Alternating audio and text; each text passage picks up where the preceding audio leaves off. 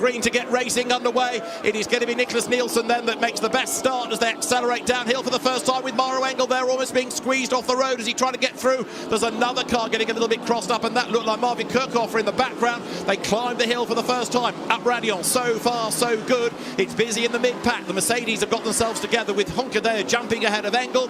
There's Arjun Miney in the Mustang also trying to gain ground in a straight line with all of that power from the Ford Mustang, but it's Nicholas Nielsen leading then as the cars go up towards Le Con for the first time. It is the first race lap. It is effectively lap 2 of the race itself, given that extra formation lap, but it is Ferrari that leads at Spa. Great driving from all so far. I was surprised Danny Junquier in the Verstappen.com car was so far behind the car, and that really hurt him. Engel got the best start, but Shandorf cut him across. I think there was a slight bit of contact between those two, and Audi going through the gravel trap on the exit of Le Con. If that's the biggest drama we get on the first lap, we've done well. Yeah, so far so good. Keep that phrase in mind as they come downhill from Pouhon. There's a car going through the gravel at Speaker's Corner, and everybody seems to be happy with the start from race control's point of view as we dive now down through Pouhon. Everybody going for the same bit of track position, knowing that in a race like this you just can't afford to lag back for a second. Never mind all this about looking after tyres. And there's drama in the background, and it's an Aston and an Audi that get together. 34 Vulcan horse, it's a Trezor Attempto car, and mayhem has broken out. 3 cars, 4 cars involved, and we may get more. It was the Audi that ran wide of Pouhon and came across the road. That was 66 in the hands of Ariel Levy. The car that won that crash-strewn race at Monza has crashed on the first lap. I think it has taken 34 Jamie Day with it, and there were others involved. This is going to be a safety car, surely. Look in the top of the shot, the Audi running wide over the curb, then hits the Valkenhurst car. Nicky Thiem did well to thread his through there, so did Dennis Lind.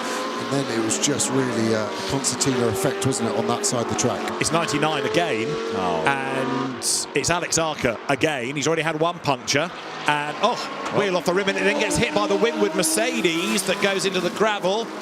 That was started, that car, by Renault Salikov, and that's not going to do the front of 87 any good. It's got Gabriele Piana behind the wheel, and a 3-wheeled Audi. That's out of the race. That's both the Trezor Attempto cars done within the first hour and 20 minutes. And Nielsen tries to rebuild that lead. And the 32 machine who came out the pits only up at the piff-paff, so about a half a lap behind this field. Yes, finally on the lead lap, but we'll still need a safety car to squeeze them back up to a position where they can fight. Well, let's not have another one for a little while, shall we not? We've had enough for now. As there, look, the Porsche of Alessio Picariello has got Marco Sorensen right up behind as the leaders dive up towards Le Con, but actually it's Fleming on the back of Engel, rather more towy than Engel versus Nielsen. And there for the inside line goes Fleming, and he gets his nose chopped off. That was very close indeed.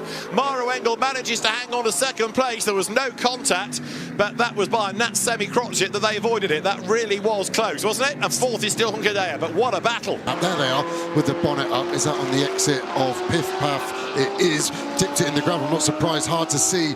I'm amazed at the pace this car's doing right now. But it's Leo Yee at the wheel, and I'm not being flippant when I say this, but if you're sitting low in the car, you can see under it, can't you? You have actually got visibility. Yeah, it's got a nice arc, that windscreen. I've had a few come up in my time. It's always the corner exit that seems to happen. And yeah, I had a McLaren 571. This is not good. And it's strange that we seem to be able to see okay forwards, but it's the sideway bit that seems more of an issue. And yeah, we go into Blanchimont, needs to stay left. What happened? This is the replay of the accident. And just looking to pick him. Oh, just kissed. Right, left-hand wheels just kissed the gravel, went over the curbing.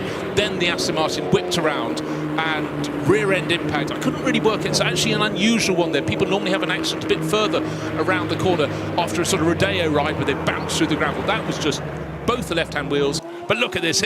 I'll have a look one way, I'll have a look another. Valentino is going to be absolutely exhausted off this. What's the easier role? Hunter or Hunted? Very much Hunter is the easier role. And Jules will be loving this, but he'll be starting to get a little bit fed up. But he knows one little slip up. Mathis Jobert could fall from 6th to 4th. And that's his intention actually this time around. Mathis just a little bit further back off the tail of that Mercedes, but the Verstappen racing car, well, busy. But this is where drivers will know they've got just under 20 minutes left in the stint. How much of a risk is worth taking? Jules' a very, very competitive individual, but he's wise too. Don't crash just now. I've said that, Jules. Keep it on the island. But, you know, he's looking for the moment, but if the moment isn't going to come, you can't force it. But the concentration on the face of Valentino Rossi, just the constant adjustments. Those tyres are starting to go away on him now. And obviously, at this point, Jules is not giving him a moment's peace. And look, there's Mathis Jobert, right in the mix for Kessel Racing. And no, he lets everybody flash their lights. Oh, why not? No quarter asked and absolutely none given here around Spa-Francorchamps. Jules Gounon, one of the most colorful and exciting drivers at the end of the race, but you have to get there. And part of that battle is clearing Valentino Rossi. All but day done for what was a very fast entry from Garage 59 in the car bearing the number 59. Its sister, the number 58, has been up near the sharp end of the field, but does have a lot of pressure in the veteran Maurice Schurig just behind, sitting third in the pro class behind Maro Engel and Fabio Scher in that off sequence helped racing team Mustang, and it's come to blows and a little bit of a late lunge from Maurice Schurig into the bus stop chicane. And we talked about it being a clean day. I'll take the blame on that one. The old commentator's curse, spinning on the wet grass and continuing, and that's going to delay him even further. Yeah, just trying to look at the mass. Come on, is he going to hook up? Please hook up. Don't sit in the middle of the track now. Here comes the cavalry, and Jules Gounon is the next car that's in consideration. Raffaele Marcello in fifth, and Jules Gounon will pass that McLaren surely before they get up to the next corner. So one little slip up, and the slip up was not from the driver who got spun. Let's take a look. Move coming up, the dive up the inside, coming. At this point, I don't know where the McLaren is supposed to go, but Maurice Schurig up the inside he went. The big problem is the corner bends back on the drivers by about 110 degrees. Your options are quite limited, and up ahead you've got a wall.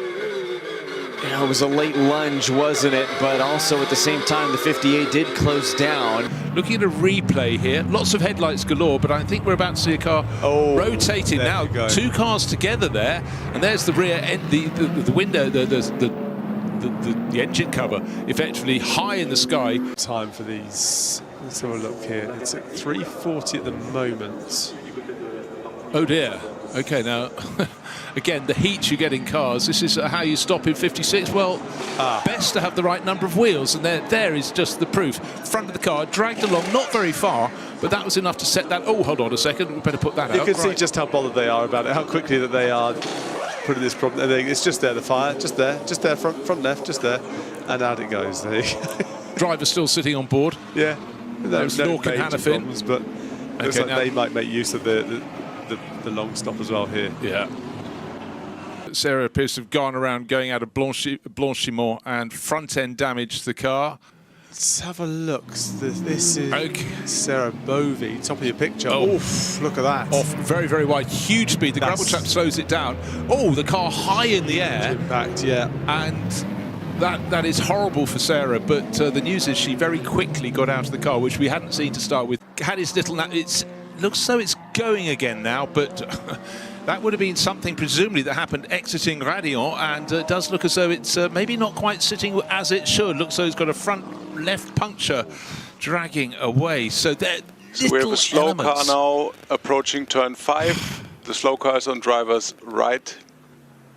Words from race control, just allowing the rest of the field to exercise caution. That has hit something or someone. You can look, that front suspension is not attached as it should be. That wheel bobbling on its own through one of the most difficult corners on the racetrack, and a huge tank slapper that's not where you want to go wide, and then bang into the outside barriers along the Kemmel Straight. That is a significant whack. Remarkably, could have been a whole heck of a lot worse, and everyone getting out of the way. I don't know how someone didn't run into the back of that Aston Martin, and an even better job for the driver of the 007 to try to get that car home. That is a really, really difficult task for Nicky Team right now. So as it heats up, unsure what track temp is now, but it's going to be in the mid-30s. As it gets back above 40, maybe back above 50, is it going to go away and then go back to the Ferrari? Maybe Lion Speed know that, and now they've got to pounce and get in front of the Ferrari and try and dictate this race. Nielsen looking ever more panicked with the traffic in front. That was too wide. And he's almost getting crowded out, and the gap's going to open up for the Porsche on the inside. And Thomas Preining has read that beautifully because the road opened up for him. He's got the lead coming out of the chicane, and he's going to go ahead of the 2C's Mercedes as they come past the pits. So we've got a new race leader, and it's been done on the track, not in the pits. Thomas Preining leads up towards La Source. Porsche leads at Spa now. Ferrari second. Yeah, and that's where the Porsche seems so strong on the brakes. BMW just able to pull away out the corner, but the Porsche is very quick in a straight line anyway, and then the slipstream effect, of course, starts to help. I think he's too far back this lap for a look into the next brake zone at the bus stop, but maybe be able to close up and then launch her attack into turn 1. Always best to strike while the iron is hot and momentum is with you. So through the chicane, this is where Guven needs to start the move. He looks quick through the chicane. He's quick on exit. Rossi goes wide. Ayenchen Guven now is getting closer and closer and closer. We've seen him do a massive dive up the inside of a BMW. He's going to do it again. Look, switches sides. There's a gap on the inside. Guven on the inside line. He's not cleared him under braking, but he might do the other side of the corner. They're toe-to-toe down the hill. This for 4th place. Ayenchen Guven in the black Porsche. Valentino Rossi just ahead. He'll have the inside line at the bottom of the hill, but then as you turn through the corner, it should be advantage Guven. Rossi up the curb. Guven up to 4th. Great racing. And Ayenchen Guven yet again proves he's nobody's patsy. He is an aggressive driver. So has that got a puncture maybe? This is Eduardo Cosateng, and there was contact, wasn't there, for the lead of Silva. Salman Ovega getting into him. That was a bit clumsy. He locked up. He's punted the Mustang around.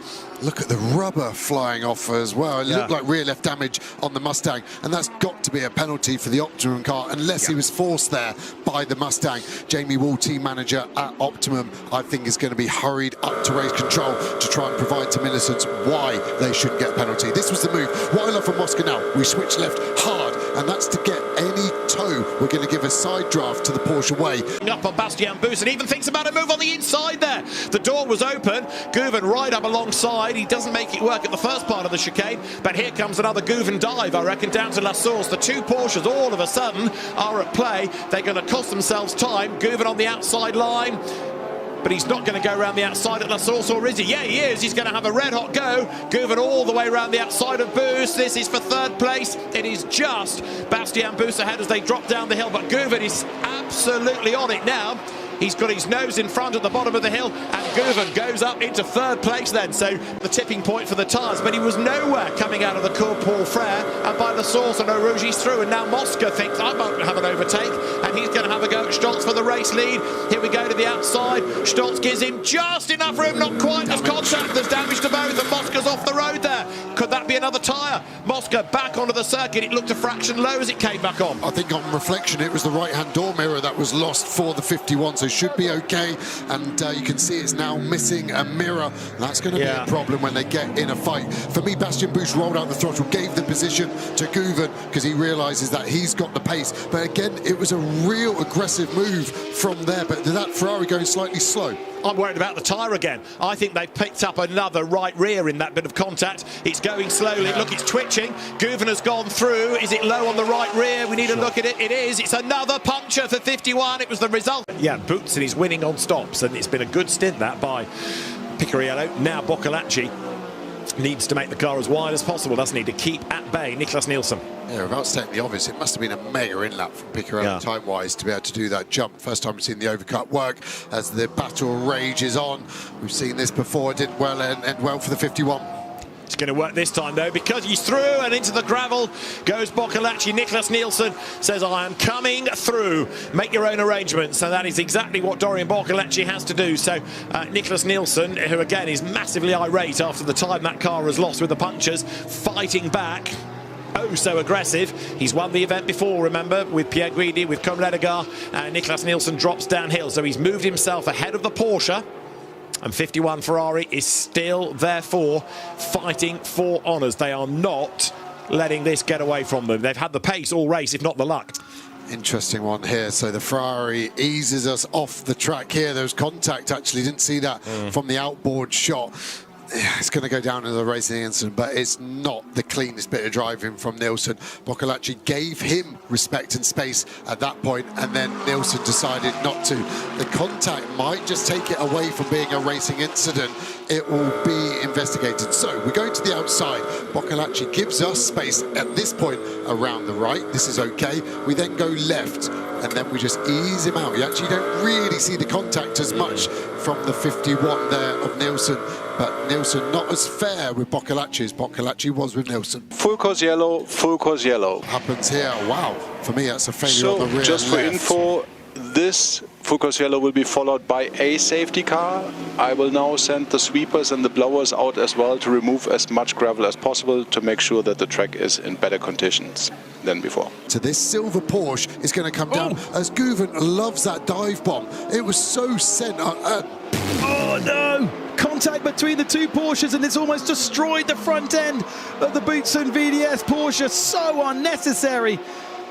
But Arjan Guven fed up last lap of his stint, fed up of following that car that was compromising his pace. And I mean, you would never expect it to rip the front end off quite like that, but that's huge damage to the two. Here's the headlight still flashes. That car's done. There's no way.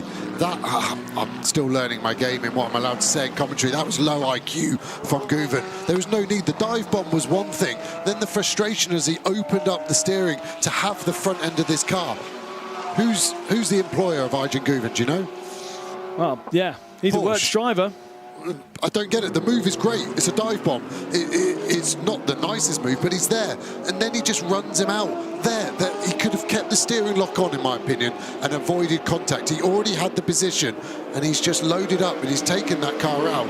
Unless some miracle, they can get that car stuck bound together. So let's have a look. So Guven's on our inside now. We've kind of given up the position. We can't go any further left. And Guven just goes into us. I don't see any twitch. I don't see a drift from Guven allowing for that contact to be acceptable. Okay, mate, you can try function 7, but the box is full manual. You'll need to use the clutch up and down. Okay, you can try function 7. Right. So he's now got a manual gearbox. Function 7. Function is the left rotary on the floor of the center console. You need to go clockwise, so you see function 7. That's it. Keep going on that. So you see 7. Right, now the gearbox will be full manual. One more. Go one more. There we go. So use the clutch. So if it was a full manual gearbox, see if that shifts for you. No power, even if I use the clutch. Copy that. Go to ignition 2. Go to ignition 2. I don't think I can make it back to the pit speed. But the car is stopping. Try ignition 2 again. Just go back off on the switch and back on. If you think it's in position 2, move it up to 1. So downhill goes Thomas Preining, flicks in towards Eau Rouge for the penultimate time past the huge grandstand built on the far side, full of fans who've come back for the finish of this 79th CrowdStrike 24 Hours of Spa. As ever, it has been not only a fantastic race, but a massive production from SRO Motorsports Group for Stefan Rattel and his team of Patricia Kiefer, Laurent Gaudin, Sophie Perrin, who works on the event so hard for a whole 12 months, for the entire media team, Tom Hornsby and Emma Spearing and everybody else in the media centre feeding us all of the information, and Mike Scott, Ed Kingsford, Richard Hay and West Gillett, who have done a huge amount to make sure we haven't missed a single thing on track, whether it's been in the 24 hours or the support races. 100 people involved in the television production side, whether it's been cameras and riggers, whether it's been the tech team, whether it's been broadcasters, because we've had not only our English stream, but we've had a French, Italian, a German, a Flemish. I think Japan have done it off-site as well. And so 100 people, 10 different nationalities looking after the television side of all of this. And shall we give a hat tip as well to Niels Vitic, who has not left the race control room for over 24 hours.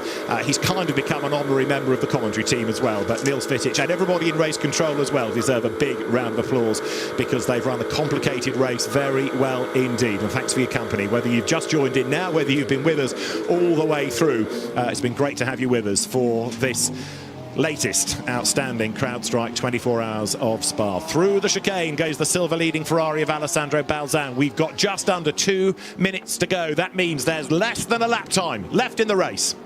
Is there anything left drama-wise of this race? Is the Lion Speed car just going to cruise round, enjoy the sights, take in the scenery for what could be the biggest victory of that quite young team's history so far? Bastien Bousse, 23 last week, is going to be the youngest overall winner since Jules Gounon, who was 22 in 2017. For IGTC purposes, this is the first time Maro Engel and indeed Maxime Martin won't win this year, as there the leading Porsche starts its last lap. Bastien Bousse was Porsche's best place driver prior to this. The gap between him and Engel will be 21 points, but as Engel's not racing in IGTC again this year because of DTM commitments, this car, and Bastien Bus as a driver, could become IGTC champion. 15 of the top 16 in the race are IGTC point scorers, only the Aston Martin not eligible for that. So as the Porsche comes up the hill for the last time, Thomas Preining, Bastien Bus, Ricardo Fella are set to win this year's CrowdStrike 24 Hours of Spa. The car has just looked so poised, hasn't it? From the first 6 hours onwards, looked okay in the opening part of the race. The team looking on. It will be the longest minute and 40 seconds from this point onwards as they wheel that car down all the way. Race control to all teams. Just for info, we have a car stopped in the shortcut in turn 9 on driver's left. Please respect the yellow flags. Other than that, track is clear.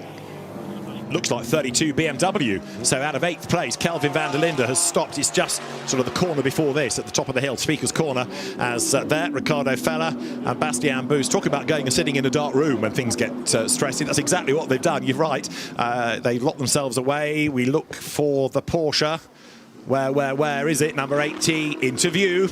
So Thomas Preining is going to bring it home, and it's hard here to run out of superlatives for an astounding job from the back of the field, from the pit lane to start off with. We've never had a car from that far back, have we? I believe 29th was the lowest place we'd had a winner before. So this has really upset the record books, and it's going to be a hard one to beat. 64 positions gained for this 80 Lion Speed Porsche. There is a checkered flag at the line, but then there'll be a ceremonial one the other side of La Source, but it's the one coming out of the chicane that matters. It's going to be a first Endurance Cup win for Lion Speed. It's going to be a first GT World Challenge Europe win for Thomas Preining. It's going to be a first CrowdStrike 24 Hours of Spa win for Thomas Preining, Bastien Bus and Ricardo Fella. Porsche wins the CrowdStrike 24 Hours of Spa. Lion Speed GP from the pit lane start brings it home as a race-winning team.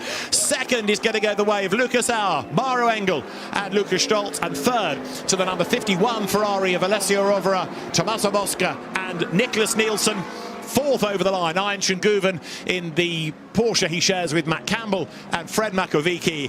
What a race.